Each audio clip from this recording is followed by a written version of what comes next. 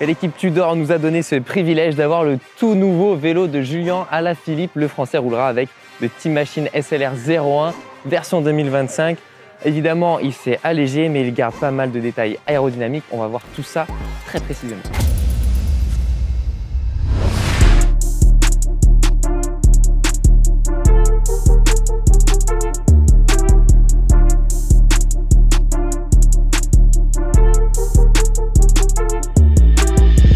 On va commencer par le cadre puisque c'est ça la nouveauté. Alors le cintre a été complètement revu, on est reparti de zéro de côté de la marque suisse.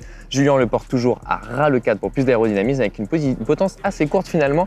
Un cintre qui sera hissé illégal l'an prochain avec une belle guidoline Selle Italia et son compteur Wahoo comme avant. Ça n'a pas changé, même si ça aussi c'est nouveau. Finalement tout est nouveau sur ce vélo.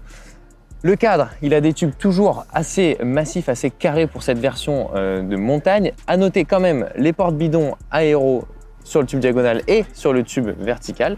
En vrai, ça mange pas de pain de gagner un petit peu d'aérodynamisme ici. Intégrer le bidon, ça fait une grosse différence et ça change pas grand chose sur le poids. On note également que le tube vertical, lui, c'est finalement un petit peu affiné à l'image de ce qu'on peut voir sur un Cannondale par exemple.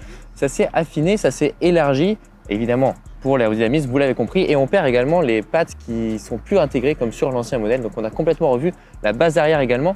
On est sur cette zone-là sur une version carbone brute avec très peu de pâte peinture et très peu de vernis. Je ne vais pas vous le répéter à chaque fois, c'est pour gagner quelques grammes. On est en Suisse et évidemment on a la précision jusque dans les moindres détails. On a le petit autocollant Tudor pour marquer la hauteur de selle, pas question de mettre un coup de blanco. Et on a la pièce qui sert à serrer la tige de selle, qui sert également à support de plaque de cadre. C'est directement intégré dedans, c'est beau, c'est aérodynamique, ça doit être light, ça doit bien tenir la plaque. C'est ce genre de détail qu'on aime en Suisse. La selle, c'est une Selle Italia 3D SLR. C'est pas le nouveau modèle. On sait que la marque italienne a sorti en cours de saison la nouvelle version et que les coureurs n'ont pas forcément voulu changer, surtout à une semaine du Tour de France. Donc il roulera sur l'ancienne version, à voir s'il change l'an prochain. La tige de selle a été revue également avec ce nouveau système de serrage. Alors je ne sais pas si ça a l'air assez pratique quand même. On peut également, avec des repères d'inclinaison de ce côté-ci, à +3, -3 et 0 degré. Ça peut être pratique parce qu'on galère souvent quand on règle l'inclinaison de sa selle. Un groupe SRAM Red, le nouveau SRAM Red également. Julien ne roule que sur du nouveau, hein, il ne s'embête pas. Alors pour les roues, par contre, ce n'est pas les nouvelles DT Suisse qu'il y a ici, mais il courra bien avec. Sauf que la marque, comme pour l'équipe Uno X, n'a pas fourni assez de roues. Alors ils en ont fourni beaucoup, mais pas assez pour équiper le deuxième ou troisième vélo. Donc il roulera bien avec les nouvelles DT Suisse pour ce Tour de France qui sont disponibles en 3 hauteurs, 50, 65 et 85. Les pneus, c'est les classiques Schwalbe Pro One en 28 et en tubeless. Avec la transmission, ce que je vous ai pas dit, c'est qu'il roule en 52-39 et à l'arrière il a une cassette en 10-36. Donc avec une telle cassette, je suis pas sûr qu'il s'amuse à changer à chaque étape. À mon avis, c'est le braquet, le développement qu'il va garder pendant tout le Tour de France. Des pédales, ce sont les pédales Time. Ce qui est intéressant, c'est que ce sont des axes rallongés. On le voit ici avec cette petite axe en titane pour gagner du poids, mais pour écarter légèrement les pieds du Français avec des manivelles en 170. Et je serais curieux de savoir s'il a toujours roulé en 170 ou si il suit la nouvelle tendance de réduire la taille des manivelles.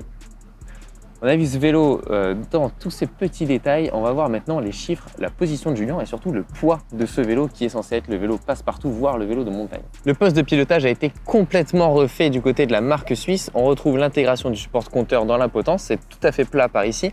Et surtout, on trouve un cintre beaucoup plus fin, posé au minimum, ça c'est pour Julien, et aussi extrêmement étroit, puisqu'on est à 27 cm entre les cocottes et on est à 34-35 à peine, centre à centre de largeur ici, 42 ici, donc on a un cintre qui suit les tendances avec un flair, une inclinaison vers l'intérieur plus importante, un cintre très racé pour Julien. Ouais, j'ai repesé plusieurs fois pour être sûr, mais on est bien à 7,1 kg pour ce nouveau BMC Team Machine SLR 01. Le nom est long par contre, avec les deux porte-bidons, le compteur, c'est vraiment pas mal.